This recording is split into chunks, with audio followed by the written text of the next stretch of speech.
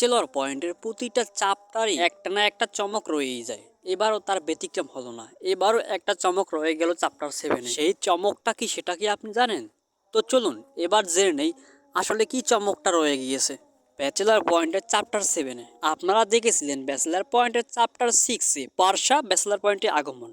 তার আগে দেখেছিলেন চ্যাপ্টার 5-এ নেহালের আগমন। এবার চ্যাপ্টার 7-এ দেখা গেল নতুন আরেক চমক। সেই চমকটা হলো শুভর গার্লফ্রেন্ড। হে, ঠিক শুনছেন, শুভর গার্লফ্রেন্ডই এবার চ্যাপ্টার 7 দেখা গেল। কাবিলার গার্লফ্রেন্ড রোকেয়ার বান্ধবী শুভর গার্লফ্রেন্ড। আর কাবিলা সেই শুভর গার্লফ্রেন্ডকে নেহালের কাছে পরিচয় দিয়েছিল, যাকে খ নামে। খ মানে কি সেটা আপনারা ভালো করেই জানেন। ব্যাচেলর পয়েন্টের প্রতিটা চ্যাপ্টারে 8টা করে পর্ব দেখা যায়। প্রতিটা পর্ব প্রত্যেক মাসে বঙ্গতে রিলিজ হয় 8টা পর্ব একসাথে, এবং সেখানে টাকা দিয়ে ওটিপির মাধ্যমে দেখতে হয়। তো সেখানে দেখা গিয়েছে শুভর গার্লফ্রেন্ডের আগমন log.ac.com এর এমডি বাচ্চুর পিএস হিসেবে বাচ্চুর আন্ডারে চাকরি করার জন্য আসছে, এবং কাবিলারা সেখানে বাচ্চুর সাথে আড্ডা মারতেছিল এবং র্যাকেট খেলতেছিল।